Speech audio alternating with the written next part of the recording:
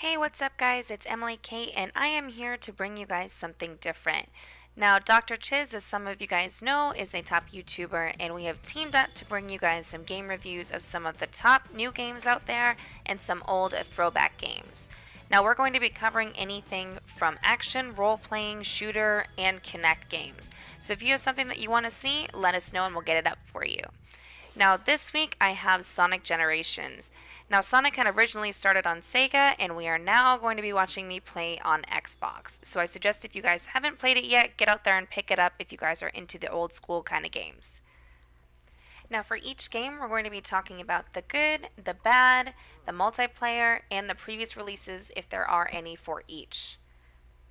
On top of the video review, we will also be doing a written review, which I will be placing in the description. So if you guys don't want to watch the entire video, be sure to click on the link below to find out what you're missing and if it's worth picking up or not. So I want to get into talking about the game a little bit. And Sonic Generations was released in the end of 2011, so it's not brand new. It combines the most popular maps of previous Sonic releases with 3D technology mixed in to celebrate their 20th anniversary. Now, with previous releases, Sonic is kind of flatlined and hasn't really been a success. So all of us wondered, is this game really worth buying, or is it a fluke like the rest? Now, Sonic Generations is available on Xbox 360, PlayStation 3, PC, and Nintendo DS. It has 3 game modes, campaign or story, as some of us like to call it, 2 online game modes, which are ranking and 30-second trials. Now, both of those you can compete against your friends, against random people online, or just do it for fun if you're playing locally. I want to start with campaign first and talk to you guys about what each level has to offer.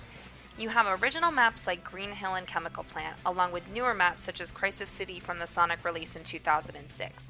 Now, just so you guys know, not all of these maps are available on every game system, so be aware of that when choosing which system you end up picking up this game for.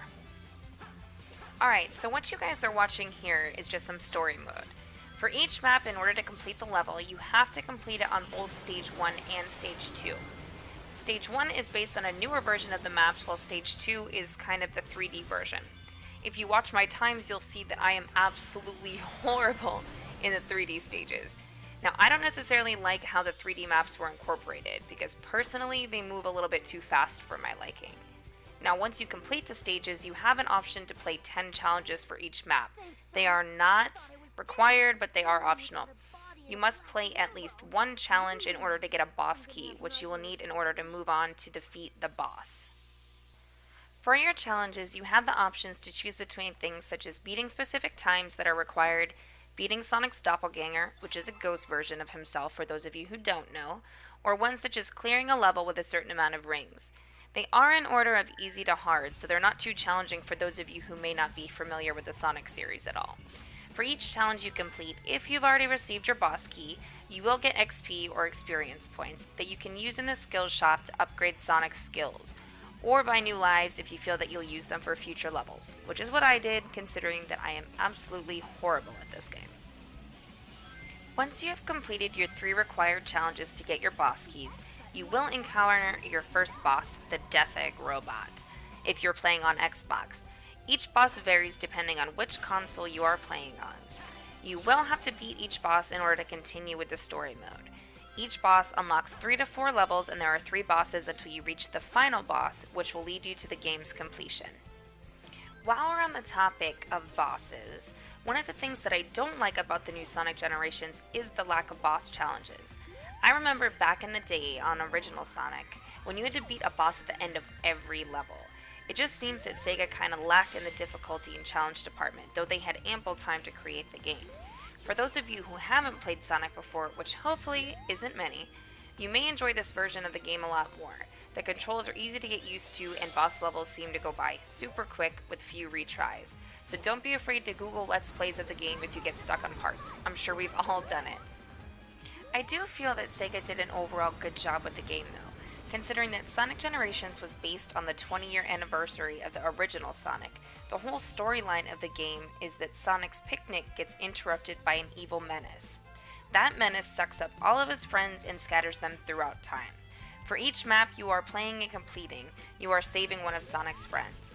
So although it's annoying, be sure to take the time to talk to each of his friends once they are freed from evil, as an achievement waits for you once you rescue them all.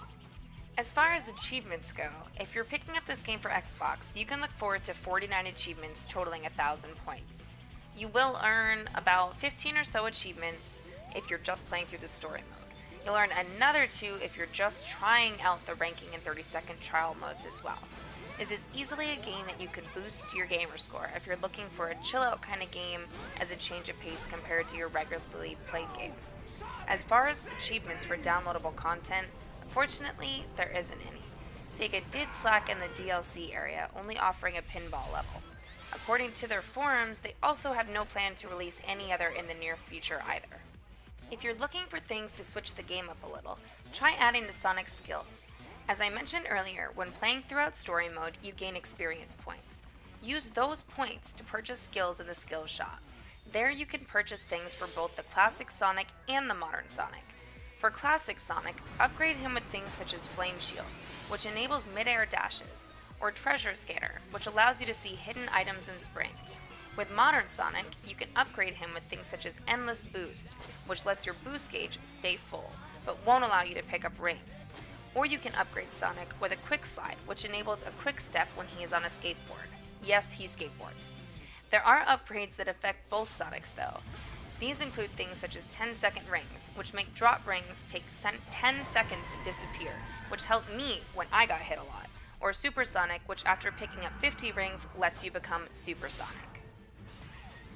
All in all, there are many ways that you can make this game worth the purchase, whether it be flying through the campaign, challenging your friends, completing each individual challenge, or purchasing upgrades for your original Sonic. Personally, this was a one-time gameplay for me. I played through the campaign and completed some side challenges, and some online modes, but considering that none of my friends had picked up the game at the time, it wasn't really worth it to me.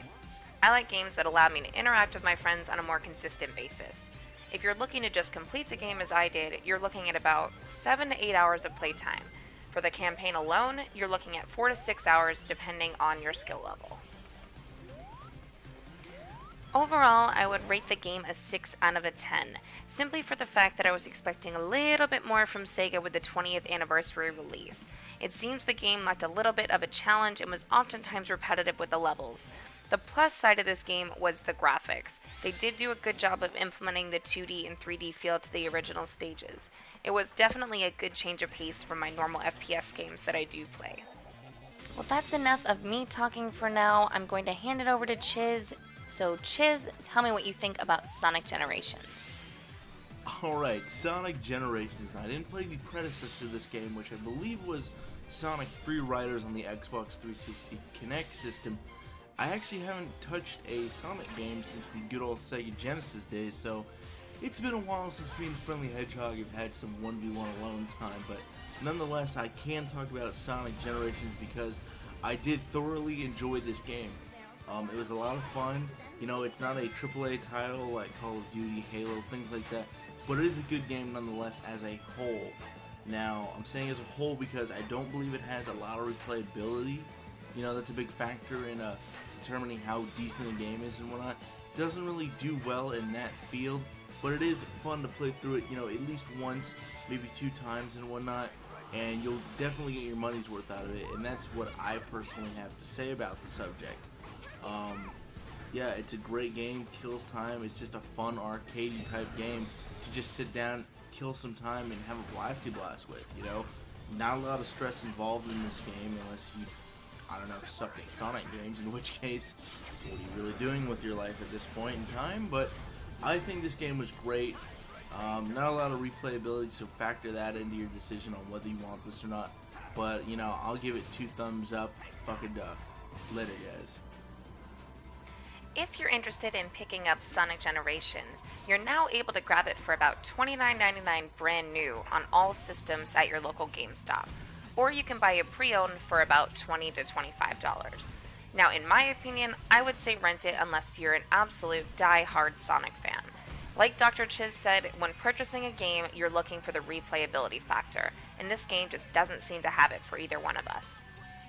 If you do have, by any chance, the old systems laying around, like Sega Genesis, in your closet, then play the original version of Sonic first in order to really appreciate this game. I know that I'm a grandma out there compared to most of the newer gamers, considering I'm 24, which nowadays is about 50 in the gaming world, but the original version is where it's at. I have yet to play anything in between the original release on Sega and this Sonic Generations through its entirety. But as I stated earlier, the previous releases had just kind of flopped. They weren't successful by any means. Unfortunately, arcade games such as Sonic don't really seem to get much publicity or interest nowadays when they're up against titles such as Mortal Kombat, Call of Duty, Halo, or anything else. It just doesn't seem to catch anyone's eye at release time. Now, according to 1UP Games, Sonic 4 Episode 2 is due to be released sometime this year, but much like in the past, it's possible for it to be pushed back. So if you're interested in games like this, be sure to keep your eyes open in late 2012 for Sonic 4 Episode 2. Sonic 4 Episode 2 will most likely be the last release ever for the Sonic franchise, as Sega has announced publicly that they have no plans for the franchise beyond the Episode 2 release.